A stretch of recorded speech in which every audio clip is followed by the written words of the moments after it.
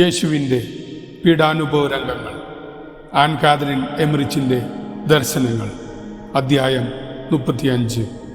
അമ്മയുടെ കൺമുമ്പിൽ പ്രഹരമേറ്റു പുളയുന്ന പുത്രൻ. ദിവ്യകുമാരനെ ബന്ധിതനാക്കി അതികഠിനമായ ചമ്മട്ടിയടി നൽകിയ സമയം മുഴുവൻ പരിശുദ്ധ അമ്മ വേദന സ്വന്തമാക്കുകയായിരുന്നു. അലിവ് അല്പപോലും ഇല്ലാത്ത ക്രൂരപ്രഹരത്താൽ പൊട്ടിക്കീറിയ മാംസവും ചിതറവീണ രക്തത്തുള്ളികളും ഭീതിതമായ രംഗം അവിടെ സൃഷ്ടിച്ചു. ഈ യാതനകളെല്ലാം അരുമസുതനോടൊത്ത് അമ്മയും സഹിച്ചു. നേരിയ സ്വരത്തിൽ കരഞ്ഞ് അവളുടെ കണ്ണുകൾ ചെമ്മുന്നു. നീളമുള്ള മേലങ്കി കൊണ്ട് ശരീരം മൂടി സഹോദരിയായ മേരി ഹേലിയുടെ മേൽ ചാരിയിരുന്നു. വാർദ്ധക്യത്തോടടുത്ത മേരി ഹേലിക്ക് പരിശുദ്ധ മറിയത്തിൻ്റെ അമ്മ അന്നയോട് സാദൃശ്യമുണ്ടായിരുന്നു. മേരി ഹേലിയുടെ പുത്രി ക്ലയോഫാസ് മേരിയും അവരോടൊപ്പം ഉണ്ടായിരുന്നു. ഈശോയുടെയും മറിയത്തിൻ്റെയും സ്നേഹിതർ അവൾക്ക് ചുറ്റും നിന്നിരുന്നു. ക്രൂരമായ ചാട്ടവാറടി അനുഭവിച്ചു കൊണ്ടിരിക്കുന്ന തൻ്റെ ഗുരുവും നാഥനുമായ ഈശോ മരിച്ചു പോയേക്കും എന്ന ചിന്തയാൽ ദുഃഖിതയും ഉത്കണ്ഠാകുലയുമായി മഗ്ദലേന കാണപ്പെട്ടു. അവളുടെ അഴകേറിയ മുടി ശിരോവസ്ത്രത്തിനടിയിൽ ചിതറിക്കിടന്നു. പരിശുദ്ധ മറിയം ധരിച്ചിരുന്നത് നീല നിറത്തിലുള്ള വസ്ത്രമാണ്. ഇറക്കമുള്ള ഈ വസ്ത്രം വെളുത്ത കമ്പിളി കൊണ്ട് ഭാഗികമായി മൂടിയിരുന്നു. ശിരോവസ്ത്രത്തിൻ്റെ നിറം മഞ്ഞ കലർന്ന വെളുപ്പായിരുന്നു. ചമ്മട്ടിയടിയുടെ അവസാനമായപ്പോൾ പീലാത്തോസിന്റെ ഭാര്യ ക്ലോഡിയ പ്രോക്ലസ് കുറെ തുണി കൊടുത്തയക്കുന്നത് ഞാൻ കണ്ടു. ഈശോ സ്വതന്ത്രനാക്കപ്പെടുമെന്നും മുറിവുകൾ വെച്ച് കിട്ടാൻ തുണി ആവശ്യമായി വരുമെന്നും വിചാരിച്ചിട്ടോ പിന്നീട് ആ വസ്ത്രം ഉപയോഗിക്കേണ്ടി വരുന്നത് മുൻകൂട്ടി മനസ്സിലാക്കിയിട്ടോ ആവാം അവൾ ഇപ്രകാരം ചെയ്തത്. തൻ്റെ ദിവ്യസുതനെ വില്ലാളികൾ അവിടെ നിന്നും കൊണ്ടുപോകുന്നത് മറിയം കണ്ടു. കണ്ണുകളിൽ വാർന്നിറങ്ങിയ രക്തം തുടച്ചു മാറ്റി യേശു അമ്മയെ നോക്കി. മാതാവ് മകന് നേർക്ക് കൈകൾ നീട്ടി അവിടുത്തെ നിണമണിഞ്ഞ കാൽപാദങ്ങളിലേക്ക് നോക്കി നിന്നു. പരിശുദ്ധ മറിയവും മഗ്ദലേന മറിയവും കൂടി ചമ്മട്ടിയടി നടന്ന തൂണിന്റെ അരികിലേക്ക് പോകുന്നത് ഞാൻ കണ്ടു. ജനക്കൂട്ടം അല്പം അകലെയായിരുന്നു. ഭക്തസ്ത്രീകളും അവരോട് ദയുള്ള ചില വ്യക്തികളും ഒപ്പം ഉണ്ടായിരുന്നതിനാൽ അവരെ ഭാഗ്യമായി കാണുന്നതിനെ സാധിച്ചുള്ളൂ. അവർ തൂണിനരികെ മുട്ടുകുത്തി ക്ലോഡിയ കൊടുത്ത തുണി കൊണ്ട് ആ വിശുദ്ധ രക്തം തുടച്ചു. ഭക്തസ്ത്രീകൾ 20 പേർ ഉണ്ടായിരുന്നു. യോഹന്നാൻ അവരോടൊപ്പം ഉണ്ടായിരുന്നില്ല. ശിമയോന്റെയും ഒബേദിന്റെയും പുത്രന്മാരും വെരോനിക്കയും അരിമത്യക്കാരൻ ജോസഫിന്റെ സഹോദരപുത്രരായ ആരാം, തെമിനി എന്നിവരും ദേവാലയത്തിൽ അതീവ ദുഃഖിതരായി കാണപ്പെട്ടു. പീലാത്തോസിന്റെ വിധിപ്രകാരമുള്ള ചമ്മട്ടിയടി രാവിലെ 9 മണിക്ക് മുമ്പ് പൂർത്തിയായി.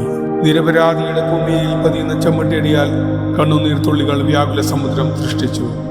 ആ നിമിഷങ്ങളിൽ ഞാൻ ജെറുസലേമിൽ സന്നിഹിതയായിരുന്നു. ചിലപ്പോൾ ഒരു സ്ഥലത്ത്, മറ്റു ചിലപ്പോൾ വേറൊരു സ്ഥലത്ത്. എൻ്റെ പ്രിയപ്പെട്ട മണവാളനെ ചമ്മട്ടിയടിക്കുന്നത് കാണുവാൻ സാധിക്കാത്ത ദൂരത്തിൽ ഞാൻ നിന്നു. ആരാധനായ എൻ്റെ നാഥൻ അസാധാരണമായ സഹിഷ്ണുത പ്രകടിപ്പിച്ചു. ക്രൂരമർദ്ദനം ആഗ്രഹിച്ച് കാത്തു നിൽക്കുന്നത് പോലെ എനിക്ക് തോന്നി. എൻ്റെ ദുഃഖവും ഹൃദയവേദനയും വർദ്ധിച്ചു. അശുദ്ധരാകും എന്ന ഭയം പോലും യഹൂദർ കടന്നു വരുവാൻ സാധ്യതയില്ലാത്ത സ്ഥലത്ത് ഞാൻ ഇരുന്നു. ഇതുമാത്രമാണ് എൻ്റെ പ്രത്യാശ. നാഥൻ്റെ ഒരു തുള്ളി രക്തം എന്നെ വിശദീകരിക്കും. ഈശോയെ ആശ്വസിപ്പിക്കുവാൻ കഴിയാത്തത് കൊണ്ടുള്ള ദുഃഖത്താൽ എൻ്റെ ഹൃദയം തളർന്നു. അവിടുന്ന് ഓരോ പ്രഹരവും ഏറ്റപ്പോൾ ഞാനും നെടുവേർപ്പെടുകയും വേദനിക്കുകയും ചെയ്യുകയായിരുന്നു. അവർ എന്നെ ഓടിച്ചു പുറത്താക്കാത്തതിൽ അത്ഭുതം തോന്നി. മുൾമുടി ധരിപ്പിക്കുന്നതിനായി കാവൽപ്പുരയിലേക്ക് ഈശോയെ കൊണ്ടുപോയപ്പോൾ അവൻ്റെ സഹനങ്ങളെ ധ്യാനിച്ചുകൊണ്ട് കൂടെ പോകുവാൻ ഞാൻ ആഗ്രഹിച്ചു. പരിശുദ്ധ മാതാവ് ഭക്തസ്ത്രീകളോടൊപ്പം ആ തൂണിനരികെ വന്ന് നിലത്ത് തളം കെട്ടിക്കിടന്ന രക്തം മുഴുവൻ തുടച്ചെടുത്തു. മനുഷ്യവിമോചനത്തിന് മകൻ ചിന്തിയ രക്തത്തിൽ മാതാവിൻ്റെ കരസ്പർശം. കാവൽപ്പുരയുടെ വാതിൽ തുറന്നു കിടന്നു. പടയാളികളുടെ അട്ടഹാസവും മുൾമണി നിർമ്മിക്കുന്നതിൻ്റെ ബഹളവും ഞാൻ കേട്ടു. കരയാൻ കഴിയാത്ത വിധം ഞാൻ വികാരാധീനയായി. ഈശോയെ മുൾമണി ധരിപ്പിക്കുന്നിടത്തേക്ക് ഇഴഞ്ഞു നീങ്ങാൻ ഞാൻ പരിശ്രമിച്ചു. പരിശുദ്ധ മറിയത്തെ ഞാൻ കണ്ടു. മുഖം വിളറി, കണ്ണുകൾ കരഞ്ഞു കലങ്ങിയിരുന്നു. എങ്കിലും കുലീനവും ശാന്തഗംഭീരവുമായ അവളുടെ മുഖഭാവം ആർക്കും ആശ്വാസദായകമായിരുന്നു. ആകുലതകൾ അനേകം സഹിച്ചിട്ടും ഇത്രയധികം ക്ഷീണതയായിരുന്നിട്ടും പരിശുദ്ധ മറിയം അക്ഷോഭ്യയും സൗമ്യവുമായും കാണപ്പെട്ടു. അവളുടെ മുഖത്ത് പ്രശാന്തത പ്രതിഫലിച്ചു. തികഞ്ഞ ആത്മനിയന്ത്രണത്തോടെ ചുറ്റുപാടും നോക്കി. തീവ്ര മനോവിധ അനുഭവിച്ചിരുന്ന അവൾ ദൈവഹിതത്തിന് തന്നെ വിട്ടുകൊടുത്തു. അവളുടെ ശിരോവസ്ത്രം തോൾ വരെ താണു കിടന്നു. വേദനാപൂർണമായ ആ തലേ രാത്രിയുടെ മഞ്ഞുതുള്ളികളും അമ്മയുടെ നയന ബിന്ദുകളും കൊണ്ട് വസ്ത്രം നനഞ്ഞിരുന്നുവെങ്കിലും അതിലും ആഭിജാത്യം ഒളിമിന്നു. അപ്പോൾ ആ സൗന്ദര്യം അവർണ്ണനീയമായിരുന്നു. സ്വർഗീയ സൗന്ദര്യം, പരിശുദ്ധിയുടെയും നൈർമല്യത്തിൻ്റെയും അലൗകികതയുടെയും മഹത്വത്തിൻ്റെയും സമ്മേളനം. മഗ്ദലന മറിയത്തിൻ്റെ അവസ്ഥ വ്യത്യസ്തമായിരുന്നു. കരുത്തും നിശ്ചയദാർഢ്യവും അവളിൽ പ്രതിഫലിച്ചെങ്കിലും അനിയന്ത്രിതമായ വികാരത്തിന് അടിമപ്പെട്ടവളും പശ്ചാത്താപ വിഷയമായിരുന്ന അവളുടെ മുഖത്തു നോക്കുക തന്നെ വേദനാജനകമായിരുന്നു.